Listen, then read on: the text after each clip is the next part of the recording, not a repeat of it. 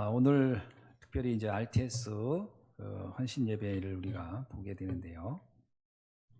RTS라는 말 자체는 미래의 영적 지도자를 세우는 그런 중요한 시스템이죠. 그래서 사실은 우리가 전도 운동을 한다고 할 때 전도 운동이 지속되어 가려고 하면은 이제 렘넌트가 세워져야 되는데 그 렘넌트 가운데서 영적 지도자의 그 파트가 대단히 중요하죠. 그래서 사실은 그 렘넌트는 크게 두 분야로 가는 겁니다. 하나는 중직자로 가는 것이고 또 하나는 목회자의 길을 가는 거라고 봐야 되겠죠. 그 중에 이제 오늘 RTS는 목회자를 세우는 중요한 시스템입니다.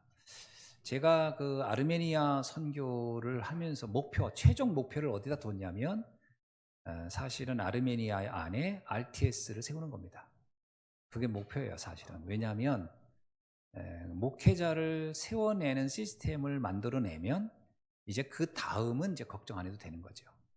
우리나라에 왔던 선교사님들이 마지막 최종적으로 했던 선교의 마지막 꽃이 신학교 세운 겁니다. 그 전에는 이제 뭐 병원도 세우고 또 여러 가지 뭐 복지센터도 만들고 또 학교도 만들고. 그러니까 우리나라의 그 대학교 중에 뭐 연세대학교라든지 이런 대학들이 사실 선교사님들이 와서 세운 거, 이화여대도 그렇고요.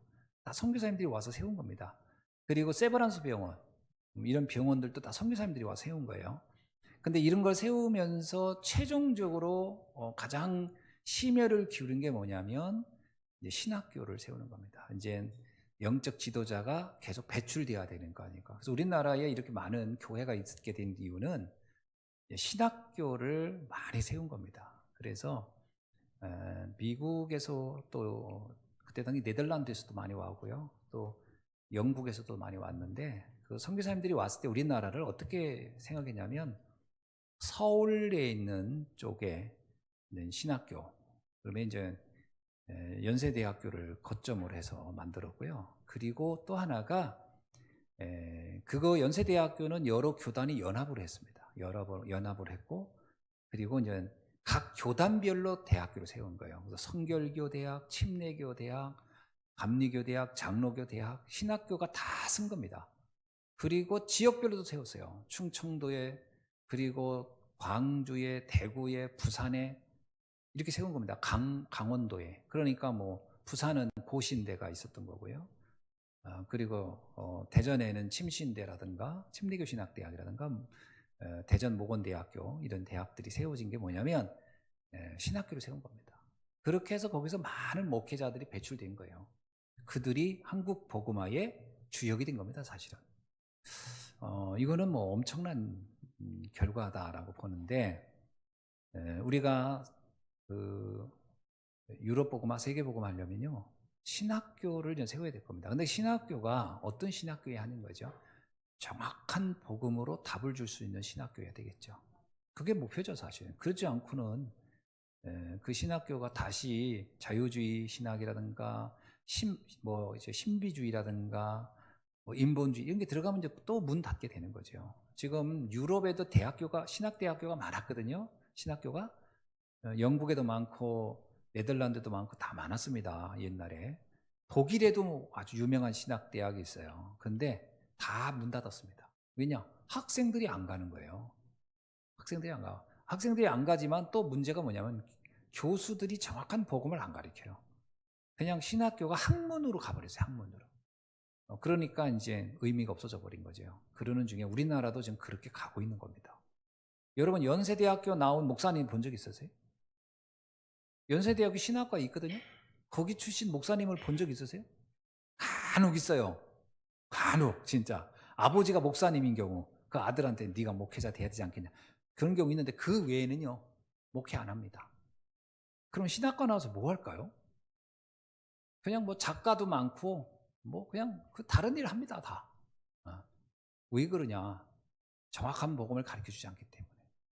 그렇게 많은 사람이 돈 들여서 세운 데인데 지금도 아마 제가 알기로는 5개 교단에서 연세대학교 신학과에 후원을 하고 있는 걸로 알고 있습니다. 감리교 같은 경우는요, 매달, 아니야, 1년에 거기다가 몇 억씩 보낼 거예요. 돈을 보냅니다. 그거로 그 학교 유지되는 거거든요. 교수들 월급도 주고. 근데 문제는 뭐냐면 거기 졸업해가지고 목사가 안 돼. 난 그래서 아니 교단들이 뭐 하라고 거기 후원 하나 몰라? 하나도 그 돈도 안 되는 그 뭐지 저 결과물이 없는데 목사가 안 나와지는 것을 뭐 하라고 도와줄까? 이런 생각이 들거든요. 그래서 연세대학 같은 경우는요, 세브란스 병원에서 얻는 수입이 어마어마합니다. 그거 가지고 또 거기다 연세우유 같은 거 만들었죠. 수입 구조가 꽤 돼요. 그거 가지고 학교 유지 다 되는데 거기다 또 그냥 각 교단에서 돈 보내줍니다. 막 목사도 안 만들어지는데 왜 하나 모르겠어요. 그만큼 지금 이 신학교를 세우는 것이 굉장히 중요합니다. 그러는 중에 지금 우리 RTS는요, 정말 제가 보기에도 굉장히 독보적이에요. 전도 신학을 가리킨다는 것은 굉장한 겁니다. 목회자가 돼서 정확한 복음과 정확한 전도를 할 수 있다. 그러면 뭐 다 된 거 아닙니까? 이거를 세워내는 중요한 시간표다. 자, 그렇다면은 그러면 이거를 하려면 누가 있어야 되죠? 바로 오늘 본문에 나오는 오바다 같은 후원자가 있어야 되는 거죠. 오바다가 오늘 보면은 100명의 신학생들을 보호한 거예요. 그럼 이때가 어느 때입니까? 이때가요, 이스라엘이 굉장히 풍년이고 뭐 먹고 살기 편할 때냐? 아니에요. 여기 보세요. 2절에 엘리야가 아합에게 보이려고 가니 그때 사마리아의 기근이 심하였더라. 아주 어려울 때요. 먹고 살기가 아주 어려울 때인데, 야, 그때 오바다가 100명의 사람들의 신학생들의 후원자가 됐다는 거예요. 생각해 보세요. 아니 우리가 막 경제력이 있고 여유 있을 때 한다는 건 뭐 그럴 수도 있다 하지만 너무너무 먹고 살기 어려울 때 어떻게 이럴 수 있냐? 사명이 없이는 불가능한 겁니다. 사명이 없이는 불가능한 거예요. 그래서 우리가 어떤 중요한 언약을 놓고 도전할 때는 형편 따라 하는 게 아니고 사명 따라 해야 할 줄로 믿습니다. 형편 따라하면 할 게 아무것도 없어요. 내 형편 다 보세요. 이때 사마리아의 기근이 심해서 어느 정도 심했느냐? 5절에 보니까 아합이 오바다에게 이르되 이 땅의 모든 물 근원과 모든 내로 가서 혹시 꼴을 얻으리라. 아니 지금 강이 다 말랐어. 샘이 다 말랐어. 나라가 진짜 완전히 지금 큰일 난 거예요 지금. 뭐 동물이 이제 기근으로 죽는 건 말할 것도 없는 거예요 지금. 사람이 먹을 물도 없을 정도로 된 거예요. 그러니까 왕이 직접 물 찾아러 다닐 정도로 엄청난 기근의 때에 아무리 오바다가 믿음이 좋다고 이때 내 100명? 아이고 상상이 갑니까? 평상시 여유 있을 때 한다 하더라도 이때 되면 이때는 좀 허리띠를 쫄라매가지고 안 돼. 이때는 뭐 나도 먹고 살아야지 이래 될 거예요. 근데 그렇지 않고 오바다는 자기가 홀로 100명의 신학생을 지켰다는 거예요. 굉장하죠. 이걸 가르쳐주니 빛의 경제라고 하는 겁니다. 자, 우리는 반드시 세 가지를 우리는 인도받아야 됩니다. 그 첫 번째가 뭐냐면 교회를 살리는 복음 회복입니다. 교회 살려야 돼요. 지금 전 세계에 교회가 있다지만 참 안타깝는 거예요. 왜냐하면 교회 건물과 성도는 있는데 그 안에 내용이 너무 부실해요. 교회 내용이 너무 부실하다니까요. 그거를 알 수 있는 게 뭐냐면 아마 성도님들은 뭐 어느 정도 이해하는 분도 있을 텐데 한번 저기 그 기독교 서점 가서 책을 한번 꺼내 보세요. 기독교 서점 가서 책을 꺼내 가지고 한번 보면은 내용을 한번 보세요. 복음적인 부분이 진짜 약해요. 너무너무 약해요. 그냥 그 교회 성장에 관련된 얘기고요. 그리고 사람들을 어떻게 하면 감동시킬까 뭐 이런 얘기지 근본 문제에 대한 답을 주는 내용을 찾기가 쉽지 않습니다. 그러니까 강단이 그만큼 희미한 거예요. 희미한 거예요. 어떻게 해야 되겠어요? 그래서 복음을 회복해야만이 교회를 살릴 수 있다. 그러니까 복음 회복된 목회자가 중요한 거예요. 그러니까 강단이 죽으면 성도는 다 죽어요. 그렇죠? 강단에서 만약에 목사가 신비를 계속 얘기해 보세요. 그러면 뭐 다 죽습니다. 율법을 계속 얘기해 보세요. 그럼 다 죽어요. 오직 복음을 말해야 되거든요. 그러니까 그 목회자 하나를 세울 때 그 목회자가 완전한 복음만 말해도 행복한 사람이 나와야 돼요.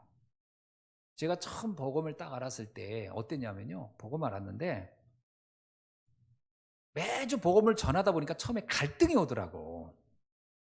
아, 지난주 한 거 또 해야 되려니까. 또 해야 되잖아요. 그리스도의 삼직 얘기하고. 아, 성도들이 지루해야 하지 않을까? 아, 이런 내 스스로 그런 생각을 하게 되더라니까. 그래서 좀 내용을 좀 이렇게 좀 바꿀까? 그런 유혹이 오는 거예요. 아, 초기엔 그렇더라니까. 그래서 잘못하면요, 거기에 다른 거를 쓱쓱 집어넣다 보면 어때요? 이제 섞은 복음이 섞인 복음. 섞여 보면 나중에 뭐가 나오는 줄 아세요? 복음은 사라지고 이게 그 양념으로 넣은 것이 주류가 돼버리는 거예요.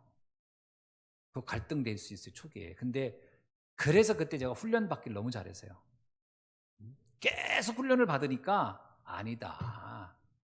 계속 복음만 말해야 되는 게 맞구나. 그러다 보니까 내 복음을 듣다가 성도들 중에 지루해가지고 가는 분들이 있어요. 그때가 또 한번 유혹이 되는 거야. 진짜 이게 복음만 말하는 게 지루해서 가네? 이걸 어떻게 해야지? 그때 한번 갈등이 또 오더라고. 약간 타협을 할까? 근데 또 이제 훈련 받으니까 아니지. 그때 내가 이제 그 들은 메시지가 되게 인상적인 게 뭐냐면 우유를 큰 그 통에다가 하나 담아놓고 거기다 휘발유, 석유 한 방울을 떨어뜨려 봐라.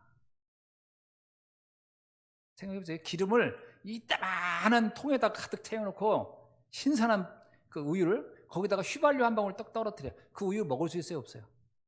못 먹습니다. 딱 그 얘기를 하는 거예요, 어느 목사님이. 복음이라는 신선한 곳에 율법이나 신비 한 방울 떨어뜨려 봐라. 그 복음이 효과가 있나? 그 얘기 딱 들으니까 소름이 쫙 끼치는 거예요. 야, 내가 휘발유를 타려고 했었구나. 기름을 거기다 넣으려고 했었구나. 큰일 날 뻔했구나. 안 한다. 그게 이게 참 그런 그때마다 참 이게 그런 메시지 하나가 나를 바르게 생각하게. 그리고 오직 복음. 그때 진짜 떠날 사람들은 떠나고 이렇게. 근데요, 복음을 들으면서 행복해하는 분들이 앉기 시작하면서 여러분들이죠. 교회는 든든히 서가는 거예요. 그 과정, 그 고비를 넘길 때 제가 굉장히 행복했어요. 역시 복음이 맞다. 그런 겁니다. 그것이 교회 회복, 교회를 살리는 비밀이다. 그러면 그런 목회자를 세우는 게 쉬운 게 아니에요, 사실은. 많은 유혹이 있습니다. 사람들이요, 여러 가지 요청을 해요. 목사님, 맨날 복음만 들으니까 좀 그래요. 이런 얘기들이 나로 하여금 세상과 타협하고자 하는 마음을 갖도록 한단 말이에요. 그때 아니야, 나는 오직 복음만 말할 거야 라고 하는 것은 의외로 굉장한 용기가 필요하고 자기 내적인 확신이 있어야 되거든요. 그렇게 그런 목회자를 세우는 거 의외로 쉽지 않다는 거죠. 그래서 RTS가 왜 중요하냐? 오직 복음의 결론 난 목회자가 세워져야 교회를 살리는 거죠. 그러면 우리 중직자는 어디다가 헌신해야 되냐? 바로 복음만 전하겠다고 하는 목회자를 만났다면 그 목회자한테 올인한다면 최고의 빛의 경제의 축복을 누리는 줄로 믿습니다. 그것이 브리스 아굴라였던 거죠. 그게 가이오였던 거예요. 가이오가 바울 딱 본 순간 아는 거야. 이 사람이야말로 무슨 일이 있어도 목에 칼이 들어와도 이 사람은 늘 복음만 말하겠구나. 이 확신이 있던 거죠. 그러니까 이제 가이오가 자기 인생을 다 자기 모든 산업을 들여서 바울을 후원하죠. 거기다가 브리스 아굴라도 마찬가지라. 목숨 걸고 도왔던 이유는 다른 게 아니에요. 바울이 인격이 훌륭한, 바울이 인격 훌륭하다 저는 잘 모르겠습니다만 바나바 때문에 싸운 거 보면 또 그렇게 성격이 또 한 성격 하는 사람이에요. 문제는 뭐냐면 그런 게 중요한 게 아니고 오직 복음만 말하는 목회자가 맞나? 여기에 협력하는 거죠. 그게 사실은 빛의 경제를 누리는 첫 번째 조건이다. 두 번째는 전도 선교하는 곳에 우리의 삶이 헌신돼야 돼요. 그래서 전도 선교에 헌신되어지는 것만이 우리의 빛의 경제다. 내가 헌금을 많이 하든 적게 하든 형편 따르면 할 수 있잖아요. 그러나 이게 언제나 전도 선교에 유익한가? 그 방향을 향해 가고 있는가? 그래야 되는 겁니다. 사실 제가 처음에 그 해외 선교 나갈 때, 뭐 지금도 우리 교회 형편이 어렵지만, 목사 입장에서는요, 선교를 나갈 때 제일 딱 와닿는 게 뭘 것 같아요? 경제예요, 경제. 결국 목사도. 그 생각하죠. 내가 가긴 가야 될 것 같은데, 이 얘기를 하면 성도들이 또 부담 갖지 않을까? 이 생각을 늘 해요, 사실은. 그러면 이걸 말해야 되나, 내내 고민하다가 마지막에 이제 말을 하는 거죠. 가야 될 것 같습니다. 이제 그때는 이제 내 나름대로 확신을 갖고 이제, 그러면 성도님들은 이제 행복하게 이제 헌금하신 분도 계시지만 어떤 분은 좀 어렵다고 생각하는 분도 있겠죠. 그러나 사실은 저도 돈을 써보면 알지만 헌금을 해서 선교에 헌신을 하든 안 하든 경제가 없기는 매한가지예요. 늘 이상하더라고. 뭐 하나도 결국 맨날 이렇게 써도 그렇고 저렇게 써도 그렇고 늘 같더라고. 그래서 복음을 위해 쓴 것만큼은 유익이다. 그리고 성도들에게 빛의 경제의 맛을 보게 해줘야 된다.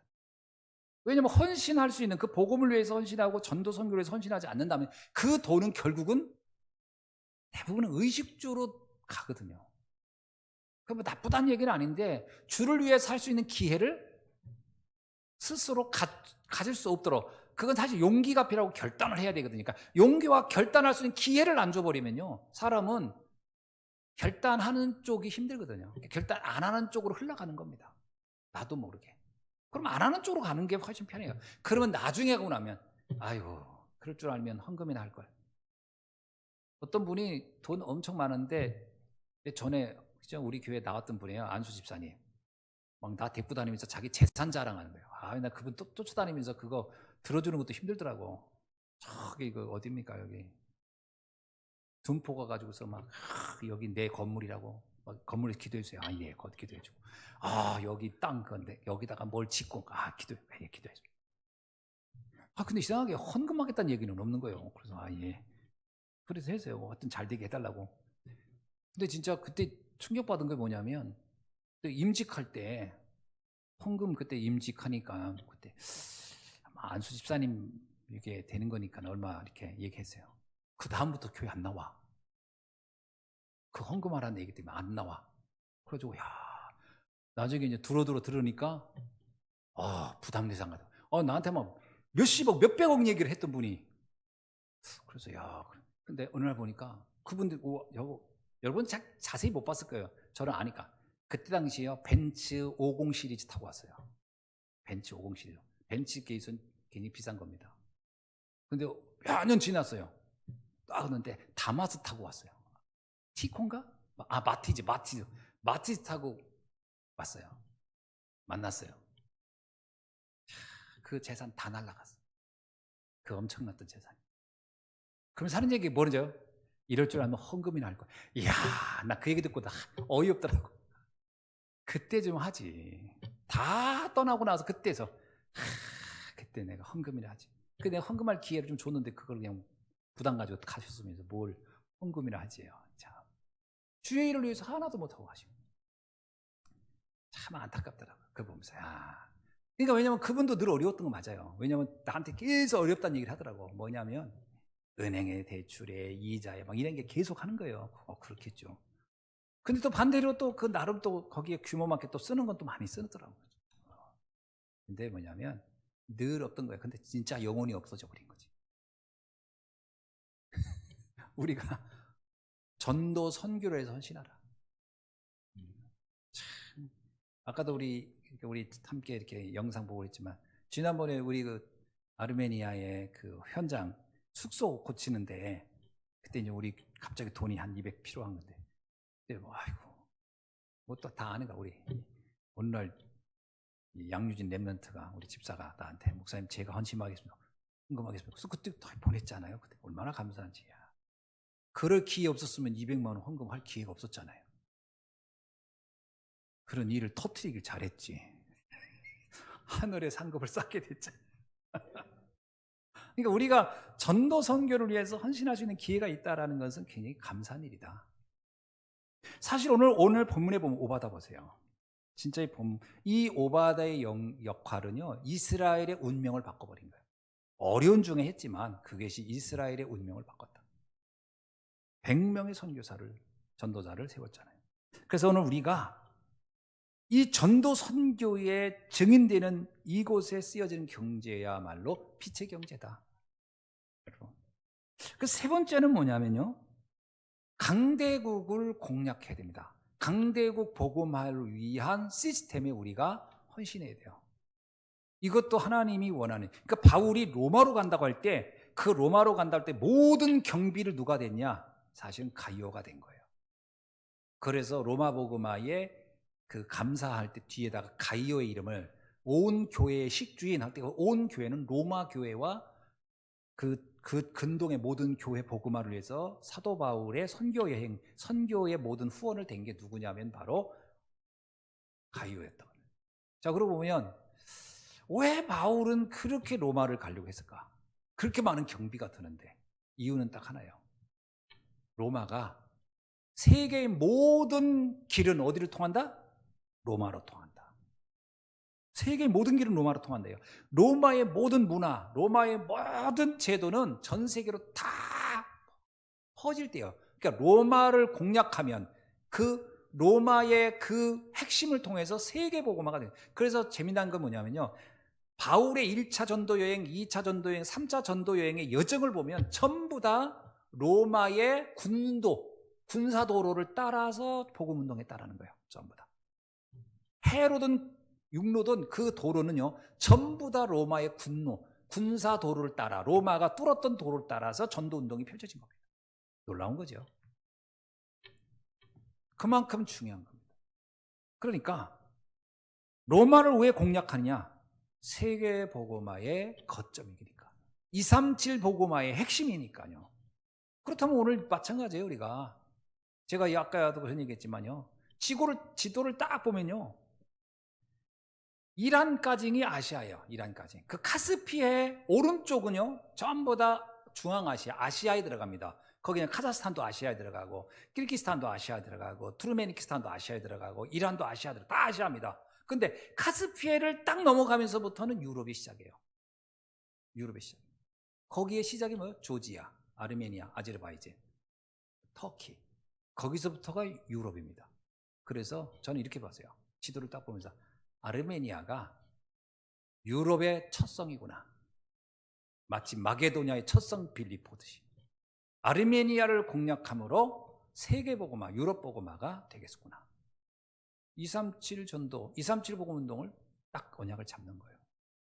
그거 되게 중요한 겁니다. 그게. 거기에 우리가 헌식한 거죠. 로마 복음화를 하자. 자, 이것에 헌신하는 것이 결국은 빛의 경제래. 저는 이러한 눈을 가진 목회자를 세우는 거 굉장히 중요하죠. 목사님들마다 이제 후계자, 후임 얘기를 해요. 연세들이 드신 분들이 제법 있으니까 이제. 근데 그분들이 고민이 뭐냐면 이 복음 운동을 지속해 갈 수 있는 후계자인가? 이게 그냥 관건이란 말이에요. 그죠? 후계에서 세웠더니 전도 운동 안 해. 그럼 이거 진짜 곤란해진 거예요. 아유, 전 교회나 부흥시킬래요. 언뜻 보면 좋아 보이지만 그건 하나님의 뜻과 안 맞거든요. 세계 복음만 해야 되거든요. 그렇죠? 정확한 복음 외쳐야 돼요.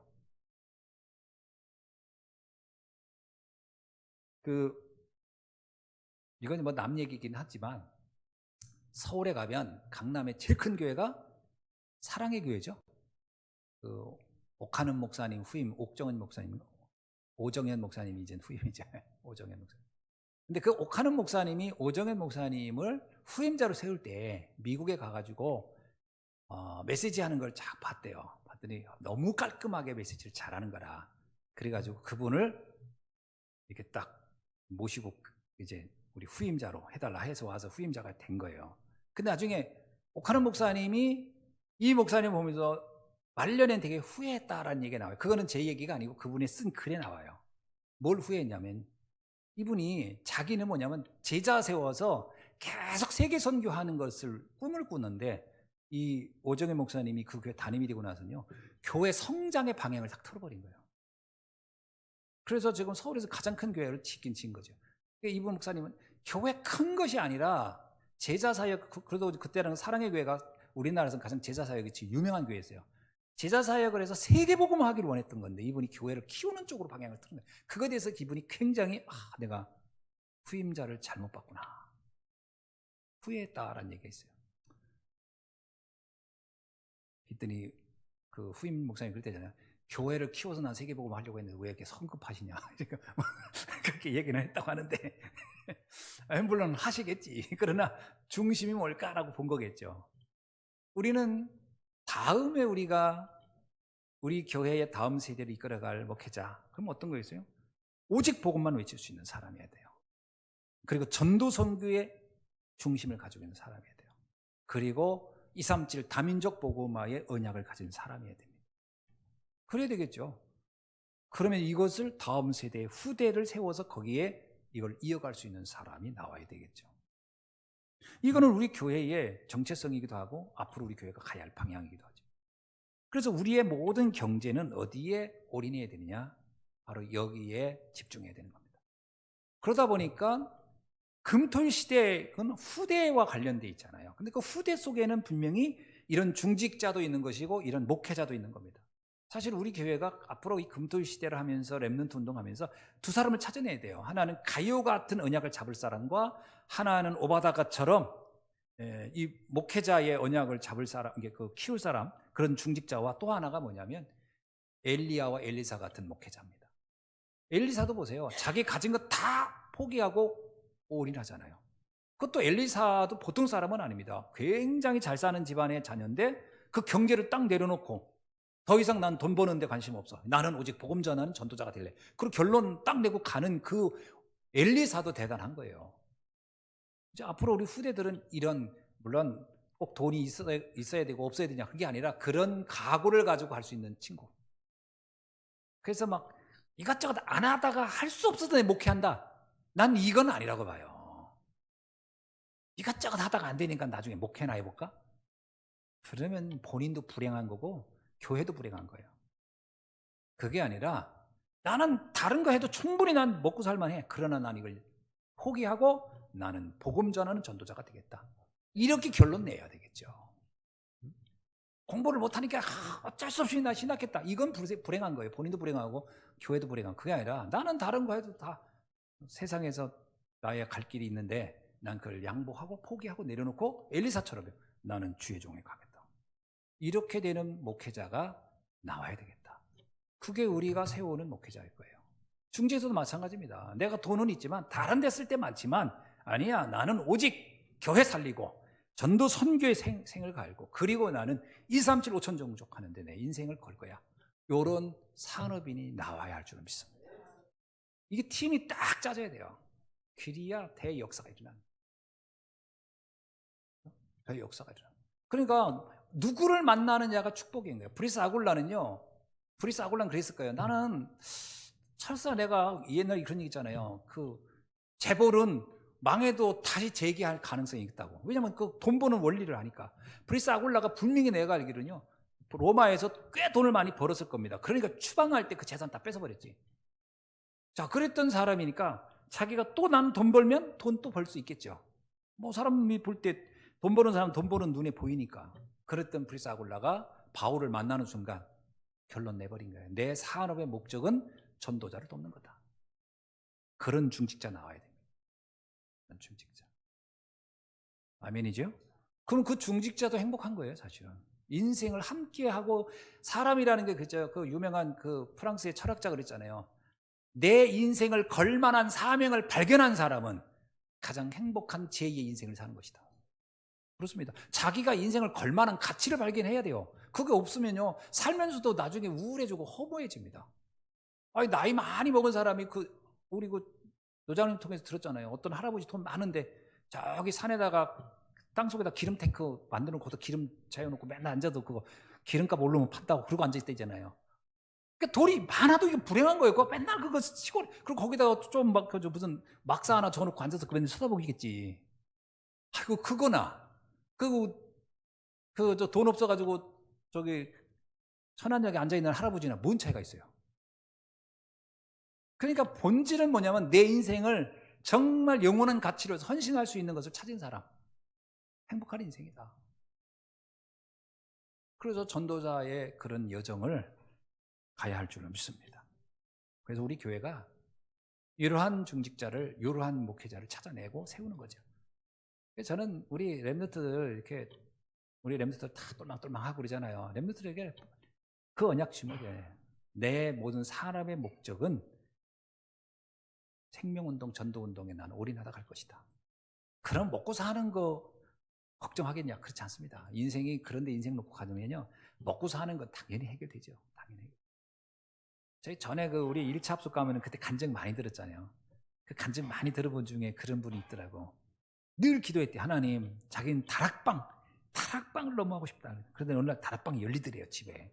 근데 다락방이 열리는데 사람들이 막 한 7, 8명 오기 시작한 거예요. 근데 이 다락방이 점점 커지는 거예요.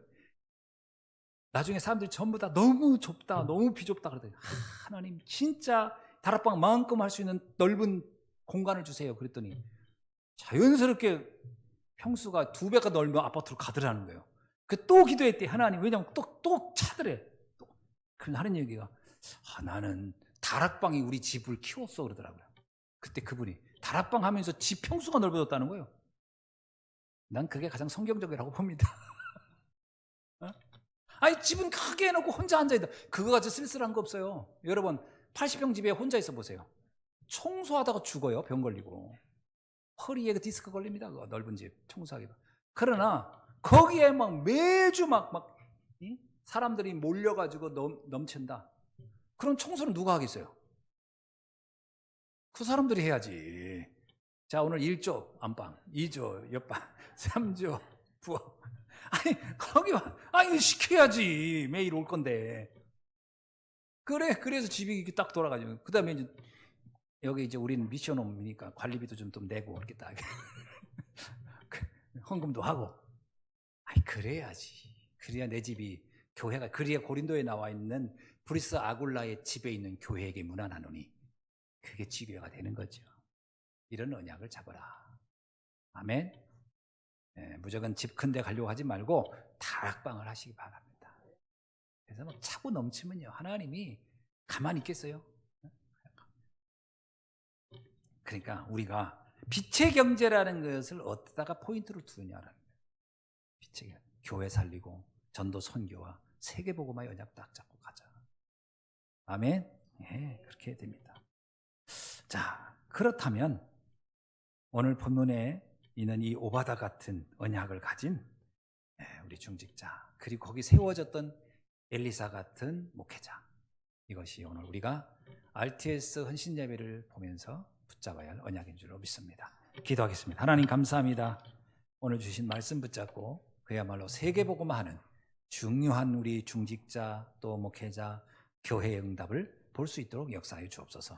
예수 그리스도의 이름으로 기도하옵나이다. 아멘.